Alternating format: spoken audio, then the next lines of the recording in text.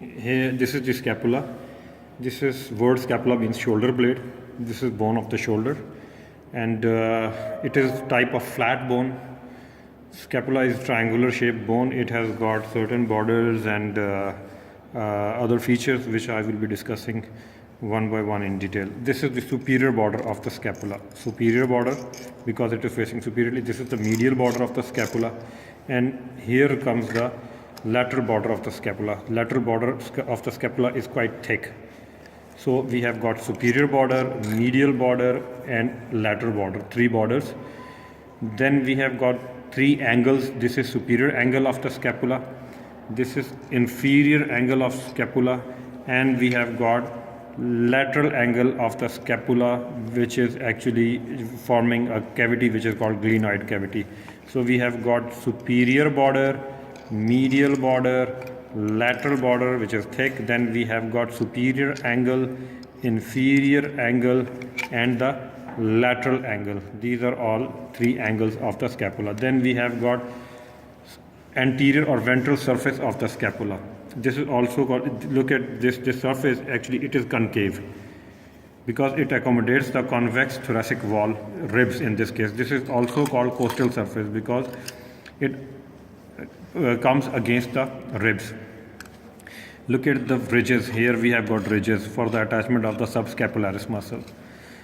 Then the dorsal surface is divided into two by means of the spine of the scapula. This spine of the scapula divides the scapula into three, dorsal surface into two parts. This above the spine is supraspinous fossa, and beneath this spine we have got dorsal surface scapula becomes infraspinous fossa. So supraspinous fossa, infraspinous fossa and subscapular fossa. So in total we have got superior border, medial border, lateral border, superior angle, then we have got inferior angle, then we have got lateral angle, then we have got dorsal surface, costal surface. Costal surface is concave. It is also called subscapular fossa because it is below the scapula. Then dorsal surface is divided into two parts by means of a spine into supraspinous fossa, infraspinous fossa. Then there are certain processes of the scapula. Here you can see this is the coracoid process. Coracoid. It is called coracoid because it shapes like a beak of a crow. Then we have got acromion process because it is highest point on shoulder, and acromion comes from the word acropolis, which means highest point. So coracoid process, acromion process. Then we have got a glenoid process. Glenoid process means socket-like. So this glenoid cavity actually articulates with the head of the humerus. So this is the margin of the glenoid cavity, articular margin. Here the glenoid labrum, a fibrocartilage rim, is attached. So that rim actually deepens this glenoid cavity bit further so it can accommodate the head of the humerus. Then we have got, this is supraglenoid tubercle, and here we have got infraglenoid tubercle.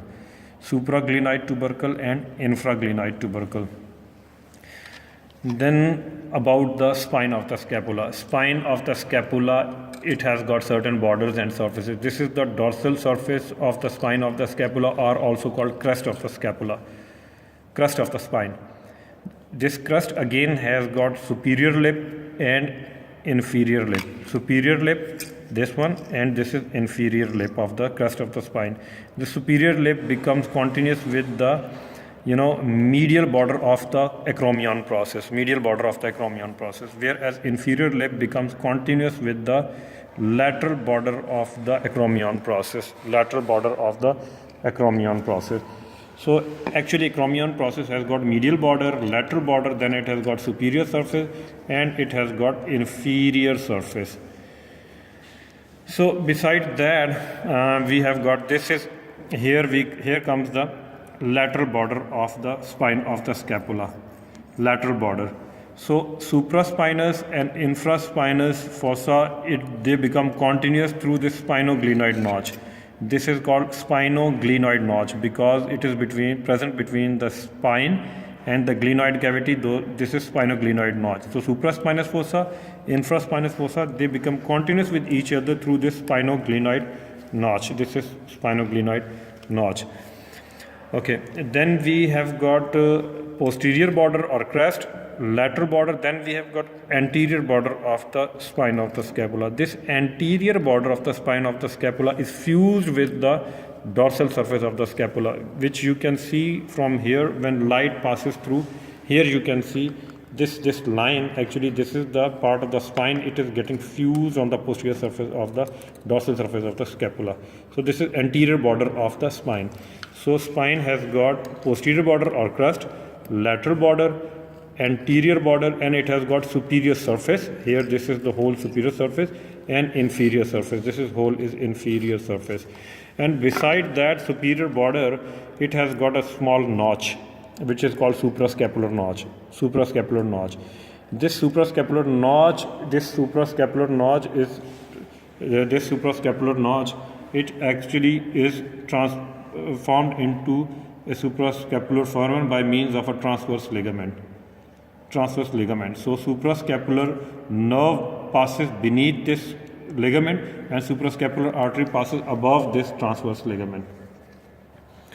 And about the ossification, it has got 8 ossification centers, 1 primary and 7 secondary. 1 primary is near the glenoid cavity, which appears at the 8th week of development intrauterine, whereas we have got 2 ossification centers, which are rest of the 7 are secondary ossification centers. One for the middle of the coracoid process, one for the base of the coracoid process.